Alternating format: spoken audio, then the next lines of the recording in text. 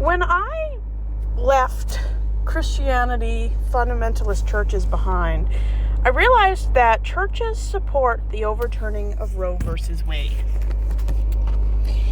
For those who don't know what Roe versus Wade is, in the 1970s, there was a very important court case where an individual was able to give the rest of America the uninhibited right of autonomy, abortion, reproductive rights to all women who identified as being a woman. And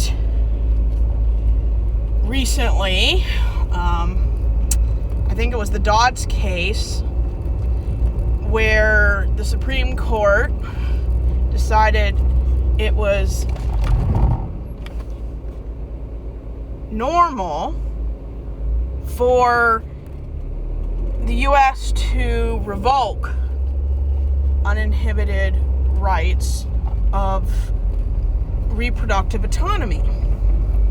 The Supreme Court, sometimes they do the right thing, kind of like with a few weeks ago, they looked at overturning possibly the same-sex strike down of DOMA. And for some reason, they chose not to overthrow it, which I'm actually happy about. Anytime the Supreme Court does something good, I am very surprised. It's usually the federal courts that grow a pair and stand up for the rights and privileges of everybody, especially in America. So, when I found out that they were going to overturn Roe versus Wade, I actually found out about it after it happened, because I don't read the newspaper. I have to go to different online sources. And when they did that, I was still in the closet atheist. I can't say that I had that I was pro-abortion, but I definitely am now. I'm very pro-abortion, pro-rights. Anyone who can have a child naturally or with medical and scientific assistance deserves to have equal protection under the law, and anybody who takes that away should not hold public office, let alone vote. But that's the way our country runs, and I hope that during my lifetime they come up with a court case that goes from a different angle with Roe versus Wade. They can't overturn without setting a precedence with a different way to look at abortion. And in my opinion, everyone, regardless of gender and orientation, deserves equal reproductive rights. Any woman who does not consent to carry a baby, either before or after conception, should not be forced by any man, law, or country to do something she does not want to do. But in America, we don't seem to care about women and their equality. Why am I surprised that the church is adamantly against autonomy when it comes to women? Why are churches, religion, and conservative patriarchal institutions so against women having autonomy? Now, some liberal churches do believe that women are equal, and they actually give all kinds of people access to junior and senior leadership positions. The liberal, progressive, and non-denominational churches, a lot of them have moved beyond the idea that men are natural-born leaders. But that's not how it is in most of religious America. And it's not just Christian, it's just religion in general. There's a universal belief that women don't have the brain capacity, maturity, or right to know what they want to do with their body and actually carry it out.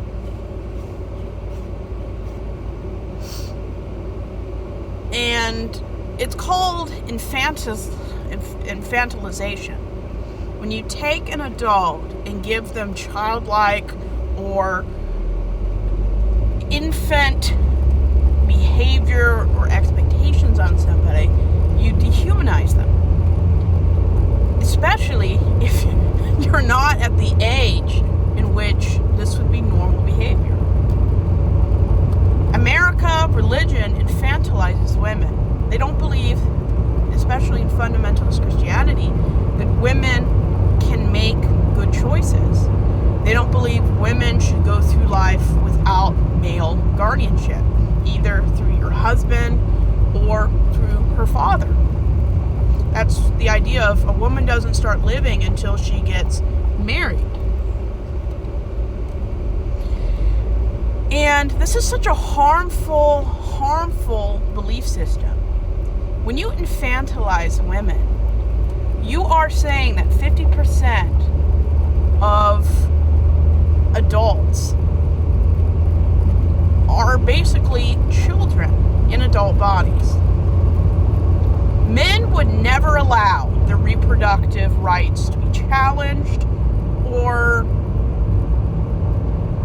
removed. Men would not stand for it. And yet, they allow women's rights to be controlled, used, taken away, or in some cases, extremely limited. It's because religion doesn't see women as equal. They see them as servants, subordinate, less than the weaker sex. Women are not the weaker sex. They're just different. And even people who are not male are different. Everyone's different. And it's not just about sex orientation. We're all different. But that doesn't make one group of people better, more qualified, or more deserving of rights, privileges, and pursuit of happiness. The idea that men are natural leaders is utter poppycock. There are several things I would describe men more likely to be than a leader, but I'm not going to say what they are because they're not positive traits. You look at crime and certain types of crime, men make up 94% of the most likely to commit certain things. And why is that? Because men are natural predators. They're natural pursuers, conquerors, and enslavers. That's history to a T. I'm not saying that all men do that. Of course not. Any more than all women are delightful, kind, and have children. And just because you have children doesn't make you kind. If that were true, people like Susan Smith would be a saint.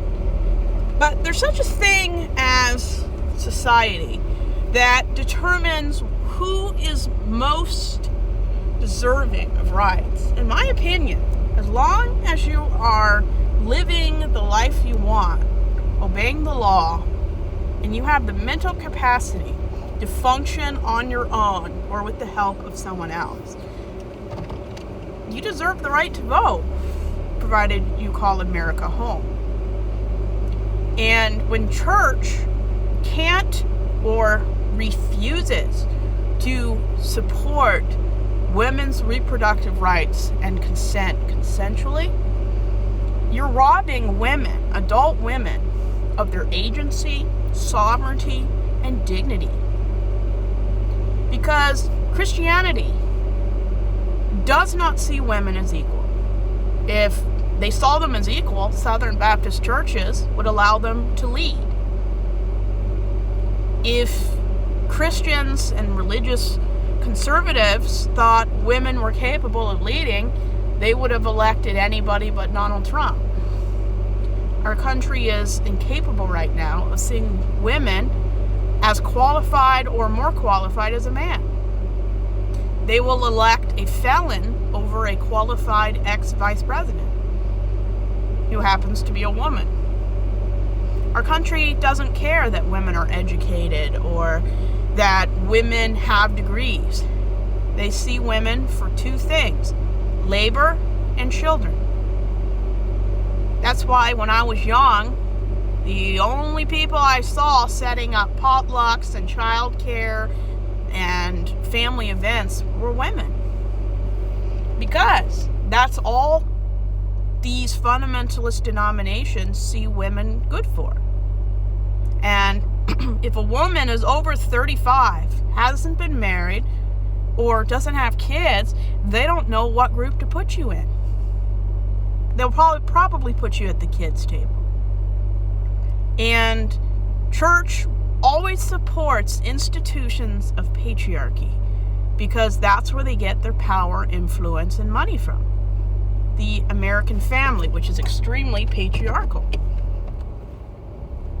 The problem with the whole idea of supporting Roe versus Wade, they think that they are saving children's lives. Well, spoiler alert for those that don't know.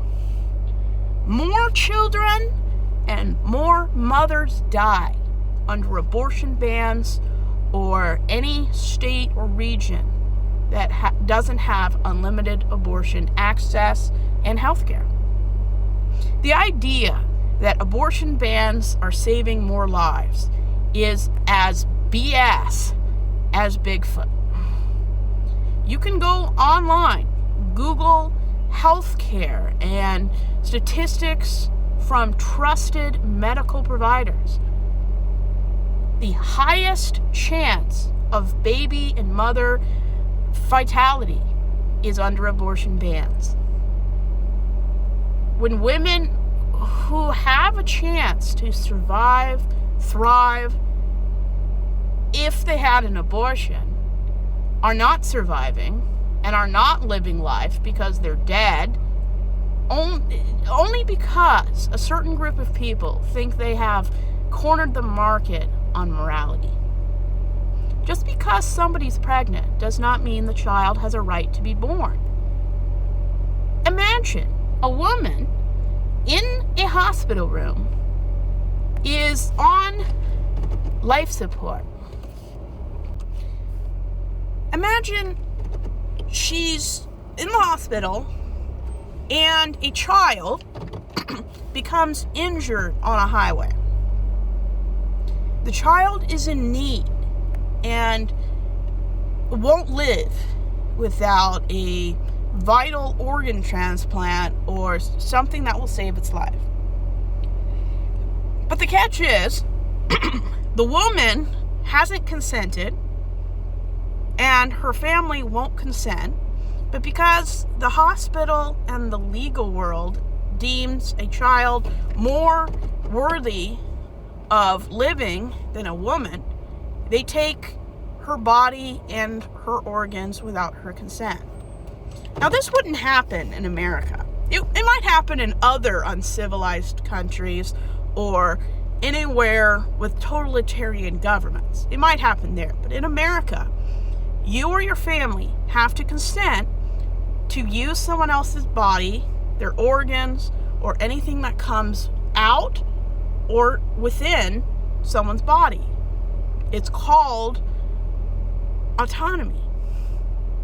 Even if you're on death's door, you cannot use anyone's organs, blood, or bone marrow without family or self-consent. And yet, our country forces women, without consent, to carry a child they don't want, and they're forced to carry it. How is that any different than someone on the highway taking someone's kidney because they won't live without it due to being in a car accident?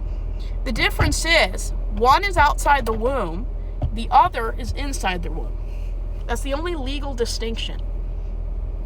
Nobody has a right to use anyone's body or their part without consent. Any doctor or nurse that does that without consent will never practice medicine or healthcare again. And yet, we allow women's bodies to be used as incubators without consent. I'm not a lawyer, but I know many lawyers. It's called bodily assault. When you go to places like the United Nations or national healthcare systems, in a lot of countries, it's considered bodily assault to impregnate or force a woman to carry a child without their consent. It's illegal to keep a woman from having an abortion, at least before Roe versus Wade, and it's illegal to force a woman to have an abortion. But the actual act of having an abortion is in some places illegal. Like, who makes these laws? If you can't use someone's organs without consent, then you can't use someone's body without consent. In my opinion, it is downright evil for anyone to be forced to carry a child without their consent. Even surrogacy, you have to consent to be an incubator, a living incubator. Any country, any institution that does not allow women health care or abortion is evil. It's as close to the Handmaid's Tale as possible. I'm pretty sure abortion was illegal in Gilead. And I don't want to be a part of any institution, group, or religion that takes away a woman's equality, because no man would allow a government or a law to take away their autonomy. And yet women have to deal with this in every country at some time. Any man, any government, any institution, secular or religious, that tries to take away a woman's autonomy, whether they're cis or transgender, their autonomy is utterly devoid of compassion, empathy, and decency. If someone or their family has to consent to use the things in your body, you should have to get the person's consent to use them as an incubator. But a lot of countries don't see women as fully adult, fully human, who doesn't need a male guardian. Women should just have the right to live their life the way they want. And if a man doesn't like it, well, he can go fuck himself. And basically, any institution, religious or secular, that denies women 100% access to abortion, they need to go fuck themselves too. Or spend a day in a female body, like Freaky Friday. And if men had to endure 1% of the utter evil that women endure due to men's inability to see women as fully human, they would completely change their minds how women are treated. But they won't, because they don't have to deal with it. Unless their girlfriend, their wife, their sister, their daughter dies due to an abortion ban.